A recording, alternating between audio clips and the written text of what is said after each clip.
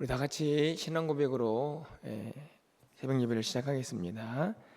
전능하사 천지를 만드신 하나님 아버지를 내가 믿사오며 그 외아들 우리 주 예수 그리스도를 믿사오니 이는 성령으로 잉태하사 동정녀 마리아에게 나시고 본디오 빌라도에게 고난을 받으사 십자가에 못 박혀 죽으시고 장사한 지 사흘 만에 죽은 자 가운데서 다시 살아나시며 하늘에 오르사 전능하신 하나님 우편에 앉아 계시다가 저희로서 산자와 죽은 자를 심판하러 오시리라. 성령을 믿사오며 거룩한 공예와 성도가 서로 교통하는 것과 죄를 사하여 주시는 것과 몸이 다시 사는 것과 영원히 사는 것을 믿사옵나이다. 아멘. 우리 찬송가 263장입니다. 이 세상 험하고 찬양드리겠습니다. 263장입니다.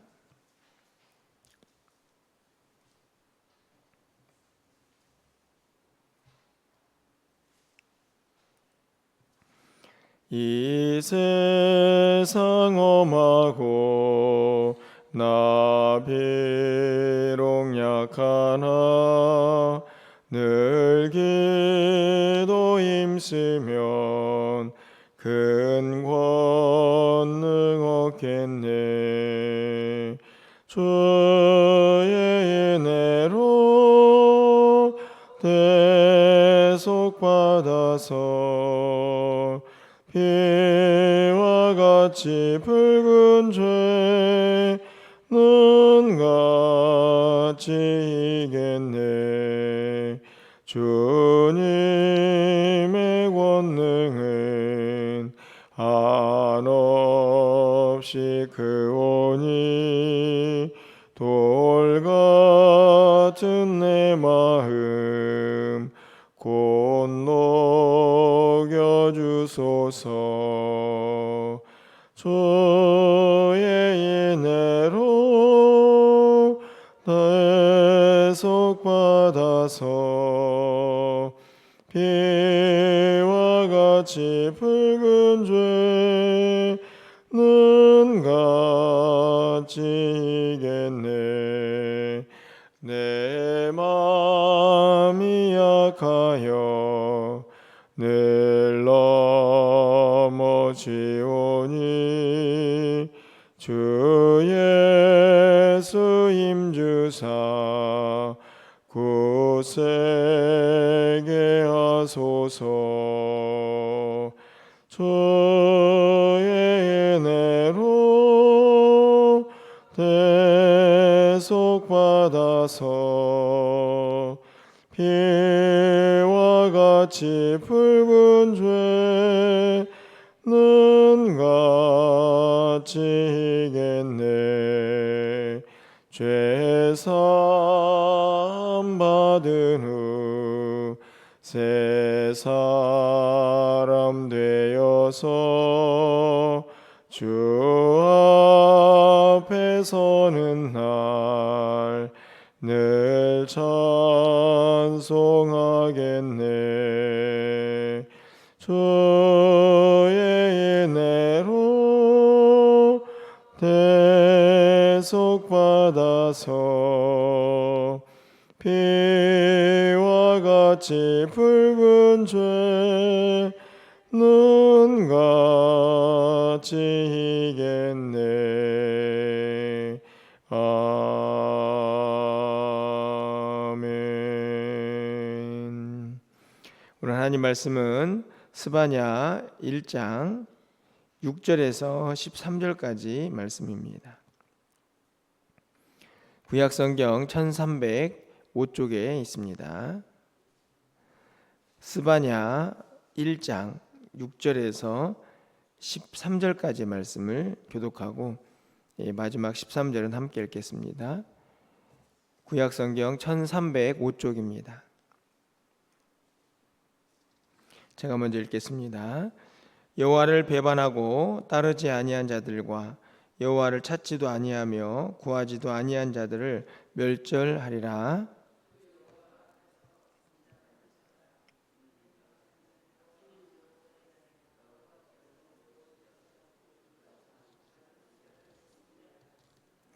여호와의 희생의 날에 내가 방백들과 왕자들과 이방인의 옷을 입은 자들을 벌할 것이며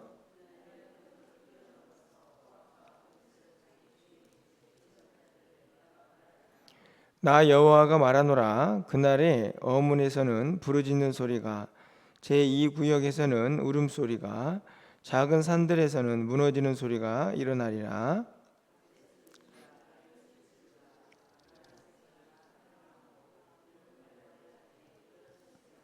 그때 내가 예루살렘에서 찌꺼기같이 가라앉아서 마음속에 스스로 이르기를, 여호와께서는 복도 내리지 아니하시며 화도 내리지 아니하시리라 하는 자를 등불로 두루 찾아 벌하리니 그들의 재물이 누락되며 그들의 집이 황폐할 것이라.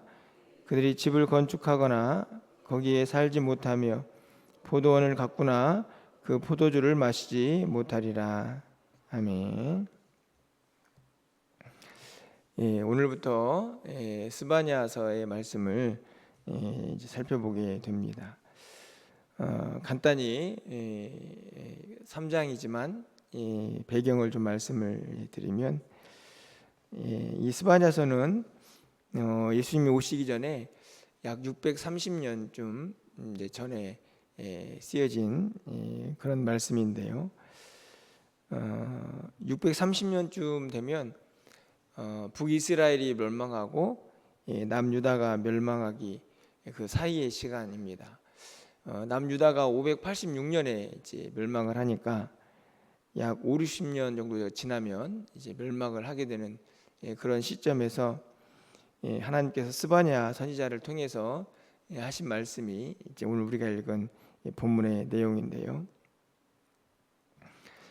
그 시간쯤 되면 이제 이스라엘 백성들은 이제 하나님을 떠나서 이 자신의 생각대로 살아가던 그런 시간들을 이제 보내게 됩니다. 이제 하나님의 심판 그리고 돌아오라는 이제 메시지가 계속 선지자를 통해서 이제 선포되는 그런 시간들을 이제 보내게 되는데, 이제 특별히 그래도 이 스바냐서가 활동했던 스바냐 선지자가 활동했던 시간에는 요시야라는 왕이 등장을 해서 이스라엘의 어떤 죄악을 이제 개혁하는 그런 시간들을 보내기도 합니다. 하지만 안타깝게도 이제 이 시간 이후로는 계속 이스라엘 백성들이 이제 하나님으로부터 더 멀어지는 시간들을 이제 보내게 되는 이제 그런 어떤 시점에 있는 말씀이라고 볼 수가 있습니다. 3장밖에 안 되는 짧은 내용이지만 그 내용의 메시지는 아주 선명합니다. 그들의 이제 어떤 죄악상이 그대로 드러나 있고, 하나님은 그들을 향해서 제발 좀 돌아와라 하는 간절한 마음이 담겨져 있는 것을 이제 보게 되는데요. 오늘 본문에서 우리가 다 읽진 않았지만 제가 생각하기에는 이 7절에 있는 말씀이 핵심이 아닌가 생각이 듭니다. 7절 상반절 말씀을 보면 주 여호와 앞에서 잠잠할지어다 이는 여호와의 날이 가까웠으므로 이렇게 기록이 되어 있는데, 하나님의 날은 어떤 날일까요? 안타깝지만 이 하나님의 날은 오늘 본문을 읽어보면 심판의 날입니다. 그래서 이스라엘 많은 것들 또 이 땅에 있는 많은 것들이 이제 심판을 당하는 이제 그런 여호와의 날을 선포를 하고 있는데, 그 날을 선포하면서 선지자는 이렇게 이야기하죠. 여호와 앞에서 잠잠할지어다. 어떻게 보면은 이제 하나님의 날이 심판의 날인데 어떻게 그 날을 맞이하는 백성들이 잠잠할 수 있을까? 뭐 이런 생각이 들지만 이 말씀은 분명한 의미가 담겨져 있습니다. 여러분, 하나님께서 심판을 하시면 그 심판을 당하는 백성들은 이제 어떤 마음이 들겠습니까? 아마도 저 같으면 그런 생각이 들 것 같습니다. 아니, 왜 나를 심판하는 거야? 잘 살고 있는데, 뭐 이런 생각도 들 수 있고, 아마도 자꾸만 하나님께 대해서 묻고 따지는, 어떻게 보면 또 그 안에서도 불순종하는 모습이 나타날 수도 있을 것이라는 생각이 듭니다. 쉽게 말하면 그 하나님의 날을 이해할 수가 없는 그런 상황에 처하게 되는 것이죠. 선지자는 오늘 가장 먼저 여호와의 날이 가까워오면 하나님이 심판을 할 것이고, 그 심판에 대해서 사람들은 이런저런 질문을 던지겠지만 그것은 하나님의 때고 하나님의 시간이기 때문에 너희들은 그 앞에서 잠잠하라 하는 말씀을 이제 하고 있습니다. 순종하라는 말씀이기도 하고, 어떻게 보면은 겸손하라는 말씀이기도 하고, 또 한편으로 생각해 보면 너희들의 생각과는 이해가 되지 않는다고 할지라도 그 뜻에 순종하라, 그 하나님 뜻에 굴복하라 하는 그런 의미도 담겨져 있습니다. 결국에는 우리가 취할 모습이기도 하죠. 여러분, 이 땅을 살아가면서 어떻게 우리 인간이 하나님의 뜻을 다 이해할 수가 있겠습니까? 그 안에는 우리가 이해할 수 없는 일들도 결국에는 하나님의 날, 하나님의 때, 하나님의 뜻, 이런 단어들로 인해서 우리가 그 앞에서 잠잠해야 할 때가 참 많이 있는데, 오늘 선지자는 이렇게 여호와 앞에서 잠잠하라 하는 말씀으로 이제 말씀을 이제 시작을 하고 있습니다. 그러면서 오늘 본문에 나와 있는 말씀을 보면 안타깝지만 이스라엘 백성들이 얼마나 하나님 앞에서 범죄하고 있는가 하는 것을 우리가 몇몇 성경 구절을 통해서 확인할 수가 있는데요. 먼저 유다 백성들의 죄악상이 4절 말씀에 보면 기록이 되어 있습니다. 4절 말씀을 보면 우리가 읽지는 않았는데 제가 읽어드립니다. 내가 유다와 예루살렘의 모든 주민들 위에 손을 펴서 남아있는 바알을 그곳에서 멸절하며 그마림이란 이름과 및 그 제사장들을 아울러 멸절하며, 이렇게 되어 있는데요. 이 구절을 잘 보시면 내가 유다와 예루살렘의 모든 주민들을 위해 손을 펴서 남아있는 바알을 그곳에서 멸절하며, 이렇게 되어 있죠. 이 말씀을 잘 보시면 이스라엘 백성들이 어떻게 살고 있었는가를 볼 수 있습니다. 여러분, 유다, 예루살렘, 여러분 어떤 곳이고 또 어떤 민족입니까? 특별히 하나님께서 예루살렘 같은 경우는 하나님의 성전이 있는 곳이기도 하죠. 거기에 있는 모든 주민들 위해 손을 펴셨는데, 하나님 왜 펴셨냐면 남아있는 바알을 멸절하시겠다, 이렇게 말씀을 하십니다. 이 말씀은 유다나 예루살렘에도 하나님이 아닌 바알을 섬기던 자들이 있었다 하는 것을 알 수 있죠. 얼마나 비극적인 모습입니까? 하나님을 섬기도록 부름을 받고, 게다가 하나님의 성전이 있는 그 예루살렘 성에서도 바알을 섬기는 자들이 있었던 것을 볼 수가 있는 것이죠. 우상이죠. 하나님만 섬겨라, 이렇게 부름을 받았지만 그들이 다른 신을 섬기고 하나님만 따르지 않고 우상을 섬기면서 숭배했던 모습이 기록이 되어 있습니다. 그뿐만이 아니죠. 6절 말씀을 보면 여호와를 배반하고 따르지 아니한 자들과 여호와를 찾지도 아니하며 구하지도 아니한 자들을 멸절하리라. 되게 끔찍한 말씀인데, 이게 누구냐면 이방인들이 아니고 이스라엘 백성들, 특히 남유다 백성들입니다. 여호와를 배반하고 따르지도 않고 여호와를 찾지도 않습니다. 어떻게 하나님을 믿는 백성들이 이럴 수 있을까 하는 생각이 드는데요. 학자들은 오늘 이 6절에 있는 말씀을 가지고 조금 어려운 표현을 사용하기도 합니다. 들어보셨는지 모르겠지만 실천적 무신론자들이다, 이렇게 좀 어려운 말을 사용하는데요. 무슨 말씀이냐면, 겉으로 보기에는 하나님의 백성들처럼 제사도 지내고 또 물질도 바치고 하는 모습이 있는데, 그러니까 종교적인 행위는 있는 것이죠. 그런데 그 안에 가보면 하나님을 찾지도 않습니다. 쉽게 말하면 진심으로 하나님을 섬기지 않는, 겉으로만 종교인인데 실제 그 안에 들어가 보면 하나님이 없다라고 말하는 무신론자 같이 살아가는 그 삶의 모습을 그렇게 표현을 하는데요. 엄청나게 끔찍한 말씀입니다. 하나님을 믿는 백성들이 하나님을 배반하는 걸 떠나서 아예 하나님을 찾지도 않으니 이게 무슨 말씀인가 생각이 들 만큼 안타까운 모습이 6절에 기록이 되어 있죠. 그뿐만이 아닙니다. 오늘 우리가 읽은 12절 말씀을 좀 보면요, 그때 내가 예루살렘에서 찌꺼기같이 가라앉아서 마음속에 스스로 이르기를 여호와께서는 복도 내리지 아니하시며 화도 내리지 아니하신다. 자, 이렇게 이야기하는 백성들이 유다 백성들이었습니다. 여러분, 이 말씀은 어떻게 읽혀지십니까? 가만히 앉아가지고 찌꺼기같이 가라앉은 마음으로, 여러분, 찌꺼기같이 가라앉은 마음이 어떤 마음일까요? 여러분들 포도즙 같은 거 내보시면 맨 마지막에 이제 오래 두면 침전물이 생기죠, 바닥에. 그런 상태입니다. 이제 어떻게 보면 진짜 순수한 포도주는 아니고 찌꺼기같이 땅바닥에 가라앉은 그런 상태의 모습을 지금 이스라엘 백성들의 모습으로 비유적으로 이제 설명을 하는 건데, 그게 끝이 아니고 뭐라고 생각하냐면 하나님은 복도 안 내리시고 화도 안 낸다. 하나님은 복도 안 주시지만 화도 안 내셔요. 어떤 하나님이라고 생각을 하고 있는 것입니까? 여러분이 생각하기에 이 12절에 있는 하나님은 어떤 하나님이십니까? 철저하게 무관심한 거죠. 간섭하지도 않고. 왜냐하면 복도 내리지 않고 화도 내리지 않으니까 쉽게 말하면 하나님이 없다라고 생각될 만큼의 표현들입니다. 누가 이렇게 살았다고요? 유다 백성들이 그렇게 살았습니다.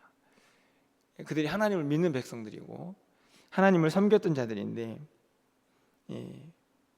이 말씀들을 보면 도대체 하나님을 믿는 사람들인가라는 생각이 들 만큼 끔찍한 표현들이 그렇게 기록이 되어 있는데요. 이 모습들을 보면서 이 모습은 이스라엘 백성들이지라고 생각이 드는 게 아니라 우리는 하나님을 어떻게 섬기고 있는가 하는 생각들을 다시 한번 해보게 됩니다. 여러분, 오늘 여러분이 호흡하고 그리고 아침에 이제 눈을 뜨고 그리고 일과를 시작하고 한 날을 삽니다. 어제도 그렇게 살다가 또 오늘 새벽을 맞이하셨죠. 여러분, 그 모든 순간에 하나님은 어디 계셨을까요? 여러분 어떻게 생각하십니까? 여러분이 어제 살았던 하루 동안 하나님은 어디 계셨죠? 하늘에 그냥 앉아 계셨습니까? 저는 믿습니다. 우리의 모든 삶을 여전히 보고 계시고 우리와 함께 하시고 우리와 동행하신다 하는 사실을요. 이스라엘 백성들은 하나님을 어떻게 보면은 하나님이 살아계시고 내가 하나님을 믿는다라고 생각을 했지만 그 하나님은 여전히 자신들에게는 화도 내리지 않고 복도 내리지 않는, 그냥 저 하늘 어디에선가 우리를 방관자처럼 그냥 이렇게 쳐다보시는 그런 하나님으로 생각하진 않았을까 생각이 드는 표현들입니다. 이제 그러니까 당연히 가까이 눈에 보이는 바알 우상들을 섬기기도 하고, 하나님을 믿는다 하면서도 우리가 4절에 읽는 말씀에서 보았고 6절에 있는 말씀을 보면은 찾지 않습니다. 왜냐하면은 내 곁에 계시지 않으니까 구하지도 않습니다.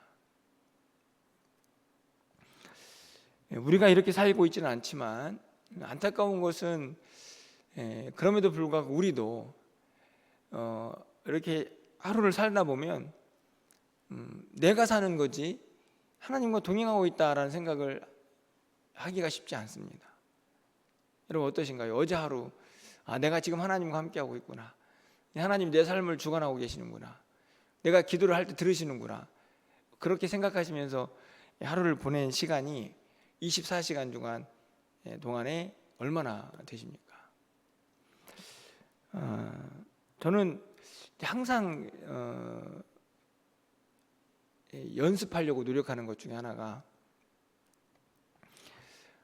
그 멀리 계시는 하나님이 아니고 내 곁에서 항상 함께 동행하셔서 나와 함께 걸어가시고 내 곁에 계시기도 하고, 이야기를 들으시기도 하시고, 그런 하나님으로 의식하고 생각하고, 그리고 그 하나님과 함께 하려고 굉장히 애를 쓸 때가 참 많이 있습니다. 그런 노력들을 안 하면 또 그 하나님은 다시 또 하늘에 계신 그냥 나와 상관이 없는 하나님처럼 느껴질 때가 너무 많기 때문이죠. 그러다 보면 어떻게 됩니까? 내 마음대로 살게 되는, 내 뜻대로, 내 고집대로 살 때가 많아지는 것입니다.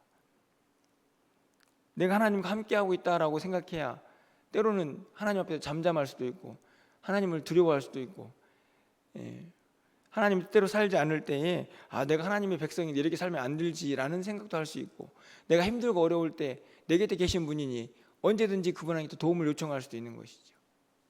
그게 우리 하나님이신데, 그 하나님을 이스라엘 백성들은 너무나 멀리, 당연히 그러니까 구하지도 않고 찾지도 않는, 그래서 가까이 눈에 보이는 이방인들이 섬겼던 그 우상들을 눈에 보이니까 거짓 형상인데 살아있지도 않은 것인데 그것들을 섬기는 자리까지 나아가 버리는 그런 안타까운 모습을 보여주고 있는 것입니다. 하나님은 아주 강력하게 말씀하시죠.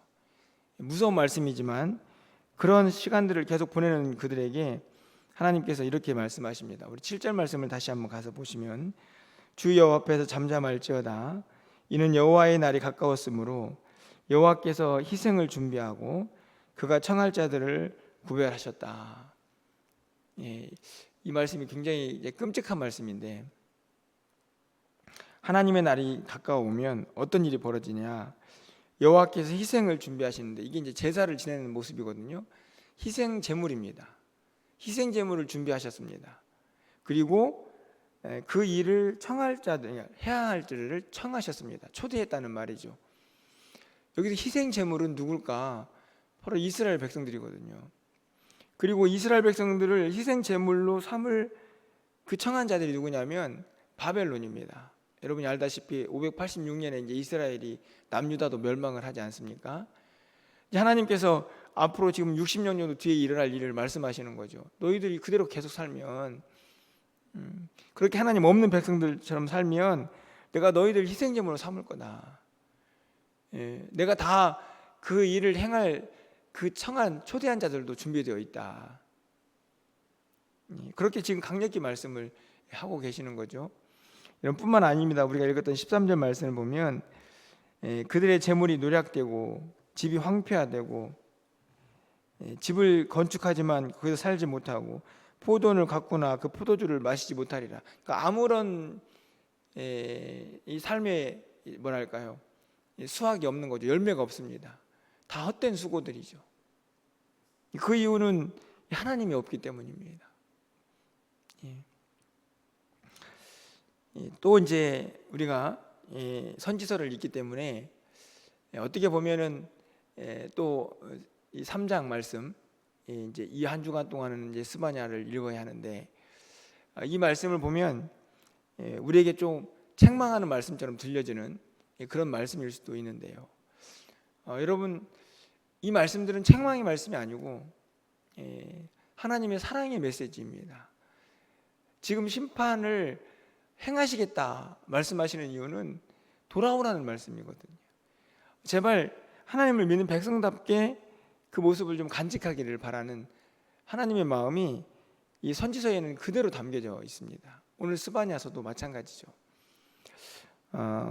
이제 말씀을 읽으면서 여러분들이 조금은 새벽에 읽기에 조금 좀 두려운 말씀일 수도 있겠지만, 저는 오히려 이 말씀들을 통해서 우리가 하나님의 사랑을 깨달아야 한다라고 생각합니다.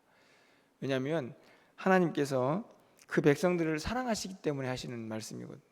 사랑하지 않는다면 정말 복도 내리지 않고 화도 내리지 않으실 겁니다.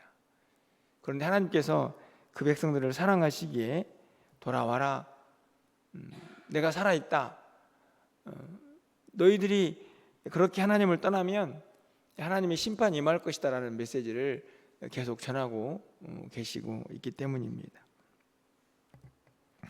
여러분, 우리가 반드시 깨달아야 할 것은요, 우리는 하나님을 떠나서는 살 수 없는 존재라는 것입니다. 그리고 하나님은 절대로 우리를 떠나시지도 않는다는 사실입니다.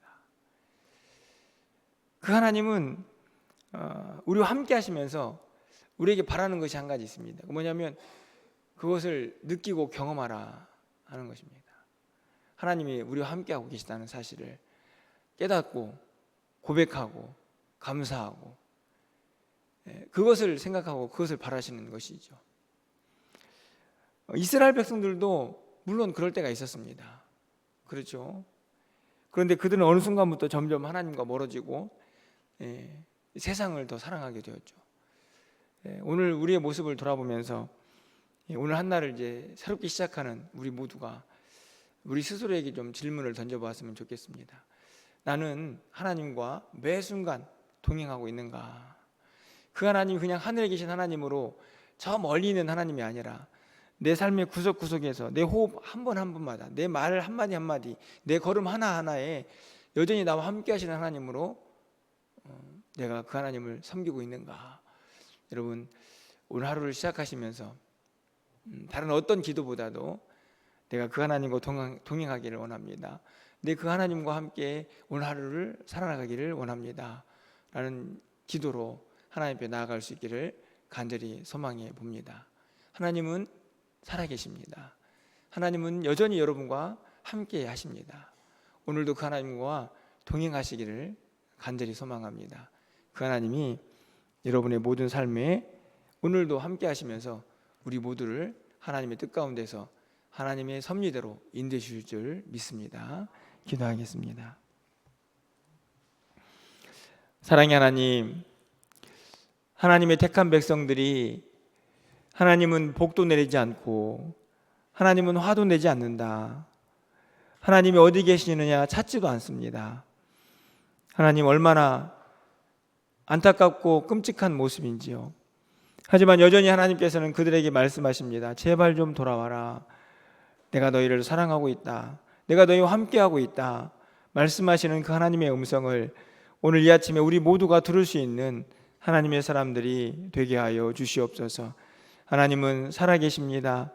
어제도 동행하셨듯이 오늘 하루도 동행하실 줄 믿습니다. 내 호흡 하나하나에, 내 말 한마디 한마디에, 내 걸음 하나하나에도 하나님께서 함께하고 계신 것을 믿음으로 고백하면서 그 하나님과 함께 오늘 하루를 살아갈 수 있는 우리 모두가 되게 하여 주시옵소서. 지치고 힘들 때에 하나님을 찾게 하여 주시고 답답하고 어려운 문제가 발생할 때에도 우리 하나님을 찾게 하여 주시옵소서. 해결받지 못하고 깨닫지도 못하고 또 어디로 가야 할지 그 답을 알지 못할 때에도 하나님을 찾아서 답을 찾아낼 수 있는 우리 모두가 될 수 있도록 주께서 역사하여 주시옵소서. 사랑하는 성도들이 그 살아계신 하나님을 찾고 부르짖으며 오늘도 하나님 앞에 간구하오니 하나님 응답하여 주시옵소서. 한날 우리의 모든 삶이 실족하지 않도록 붙잡아 주시고 이스라엘 지키는 이는 졸지도 주무시지도 않는다고 말씀하셨사오니 그 하나님과 오늘도 동행하기에 부족함이 없는 우리 모두가 되게 하여 주시옵소서. 오늘 저녁에 쓸 수요예배 가운데도 함께하여 주시고 줄타한 성도들을 붙잡아 주셔서 어디 있든지 간에 주님과 동행하기에 부족함이 없도록 주께서 역사하여 주시옵소서. 오늘도 우리의 기도를 들응답하여 주시기를 간절히 소망하고 예수 그리스도의 이름으로 기도합나이다.